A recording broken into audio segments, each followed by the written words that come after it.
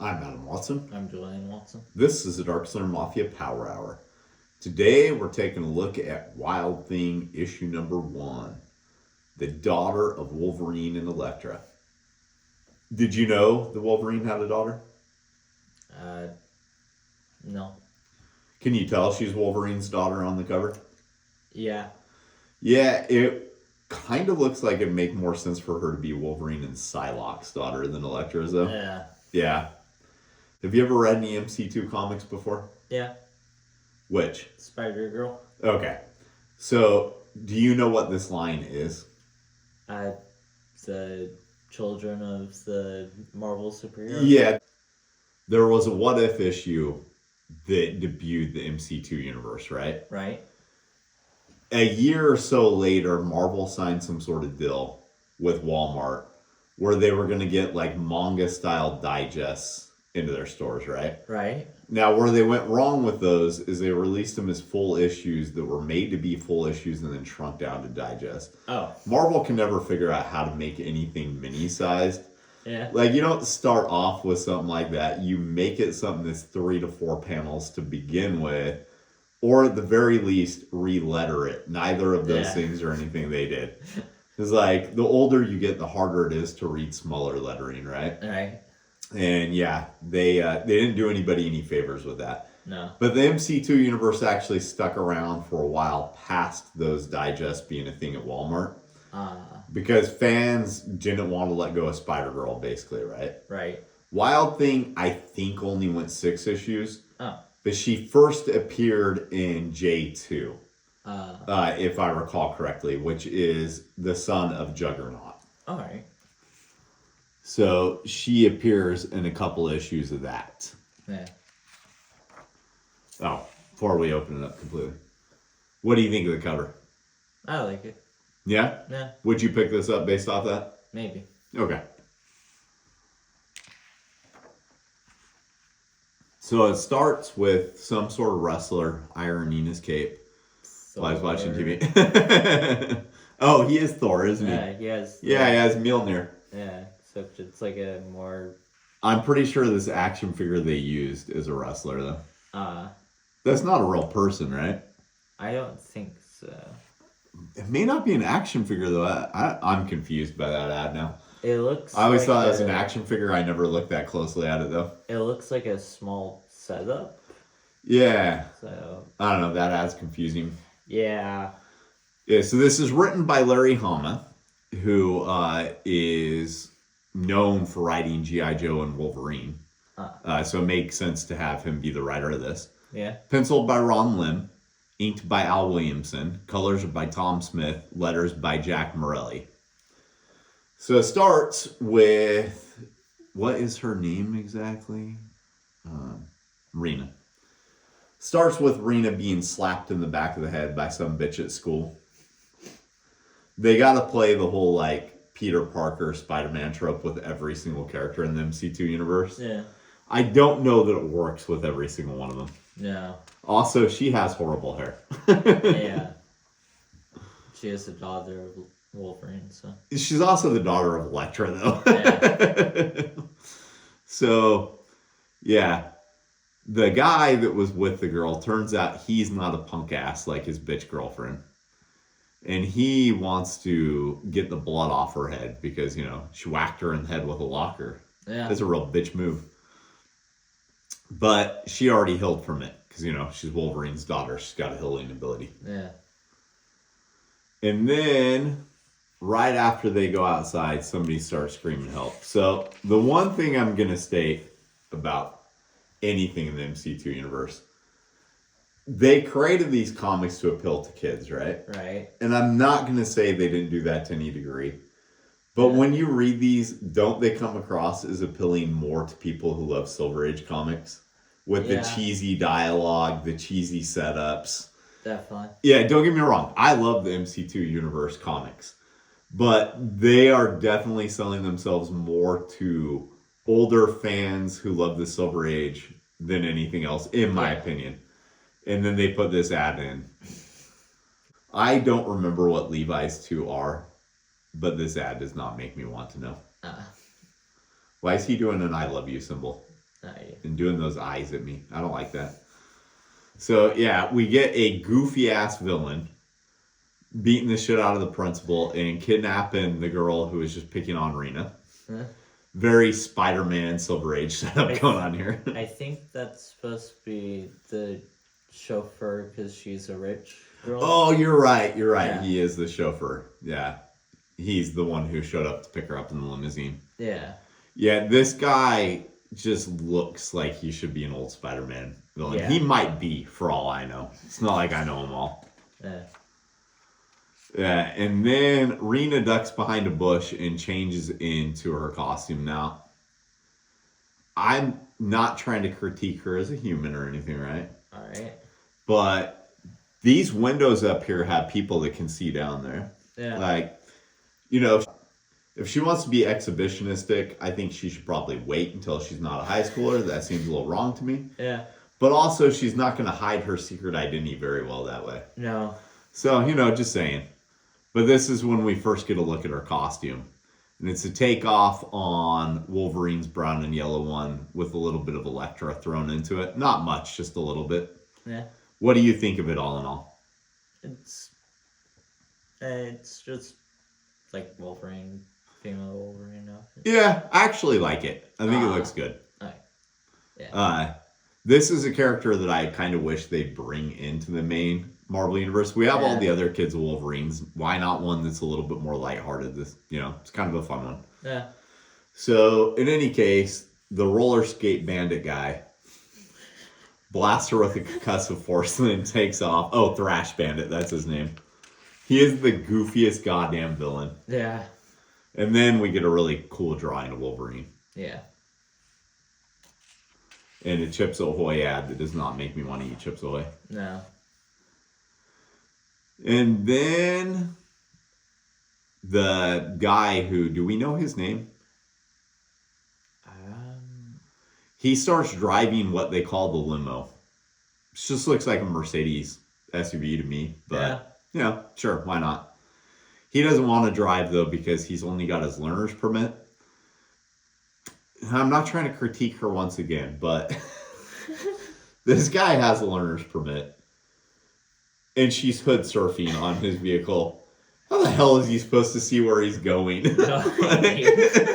Couldn't she got on top of it and done a Wolverine crouch down? Yeah. Wouldn't that work just as effectively as standing on the hood? Definitely.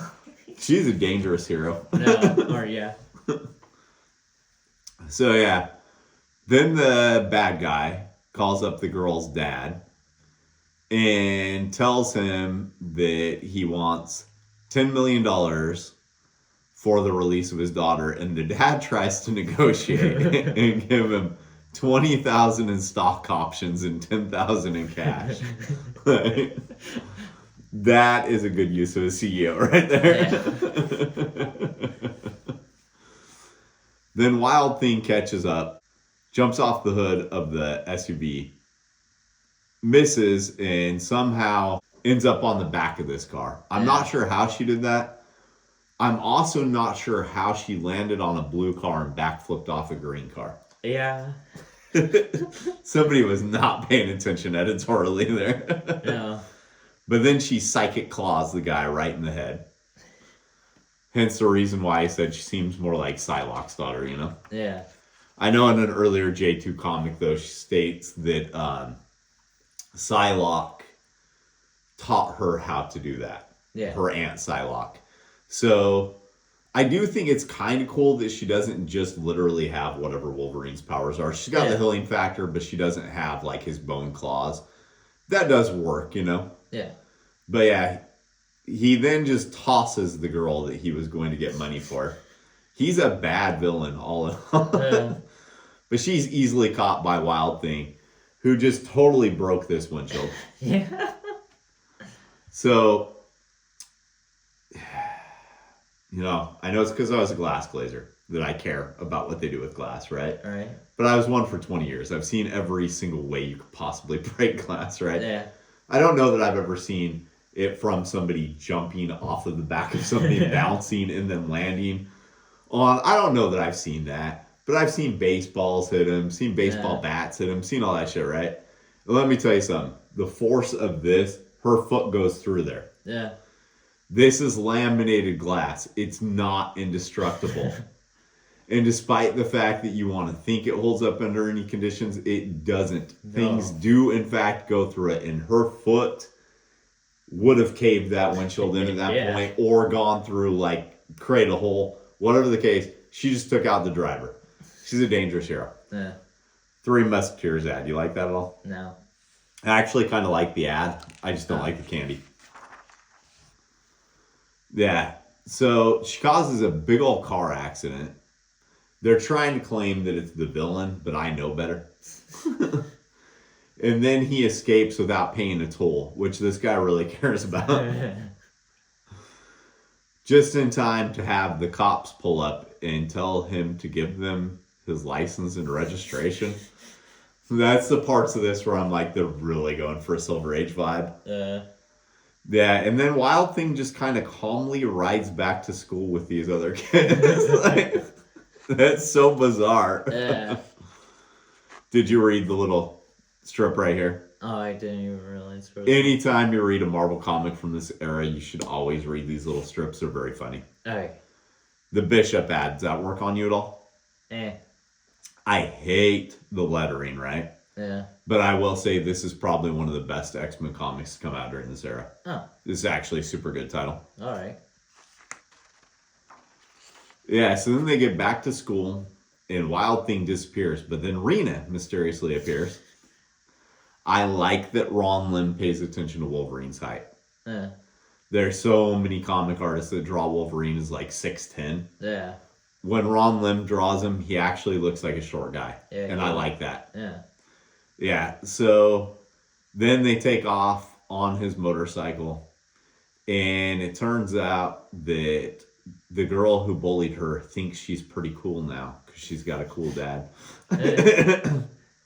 And she asks him, would he pay $10 million if someone kidnapped her? But he's Wolverine, so of course he wouldn't. He's just going to go gut him. Yeah. It's like she doesn't know her dad at all. Yep. And then we get a Fantastic Five pinup. Don't know why. Doesn't really explain it. No. And an ad for Wild Thing #1. Fantastic Five #1. Now, you would have thought they could have changed this ad up so that Fantastic Five cover showed up in some of the books and Wild Thing showed up in some of the books, right? Yeah. And then maybe, I don't know, put the Fantastic Five one in the Wild Thing book and the Wild Thing one in the Fantastic Five book. But all in all, like, I've never read Cable, Wolverine, Guts, and Glory, but I've read Warlock #1, this iteration in New Warriors, and that Wild Thing. Yeah. And I can say they're actually all worth reading, or at least they were during the time this is coming out. Oh. I don't know how well they've held up, because I haven't checked them out. This is the Warlock that I was telling you in X51 is Douglock. But he's now back to being Warlock. Yeah. Because he's at Doug Ramsey's tombstone. We'll take a look at that one. I'll go into it. And then we get what I thought was a Fantastic Five backup tell. Yeah. Turns out it's just a preview. So it's going through showing that the Human Torch is calling the Fantastic Five. And Elijah, his wife, is shape-shifting while buying a car to go join him. This, you can tell, is written by Tom DeFalco because he's the writer who came up with Elijah. Oh. No one else probably would have used her. Oh. And then we get the goofiest ass Franklin Richards. Yeah. Who's apparently a musician and also called Psylord, which is a very cool name. And then the Thing. I don't remember why the Thing looks like that. But it actually does make me kind of want to read the Fantastic Five so I can learn. Because he actually looks kind of cool right there. Yeah. And then Mr. Fantastic is stuck in a little Herbie robot. But we don't know why. Because it turns out that wasn't actually a backup tell. It was just a preview. And not even very effective. Because where does it tell you to continue the adventure? Yeah. There's nothing that says it continued in Fantastic Five #1 or anything like that. Yeah. You like the Hulk Got Milk ad on the back? Yeah. There were so many Got Milk ads from this time period. I liked when they actually started using comic characters in them. Yeah. So I like that one. So Wild Thing issue number 1. Would you read any more of this or anything else in the MC2 universe? Yeah. Yeah. Yeah, maybe. Yeah, I like the cheesy fun of it. Yeah. Like, I buy into it, it's very dated storytelling to go with these. But considering the fact this one was written by Larry Hama, I'm going to say that's extremely intentional. Yeah. Because the others, for the most part, were written by Tom DeFalco. That could have just been, his style of writing, right? Yeah. But having a whole another writer come in on this one, and it's still the same sort of like cheesy dialogue, cheesy villains, everything. I'm just gonna say that's what they were going for in that, and I actually like it. Yeah. It's more innocent fun than what you get from a lot of comics of this time period. Yeah. All right, you got anything else? No. Let's go make some comics. We didn't create the comics that were featured in today's episode, but we did create these.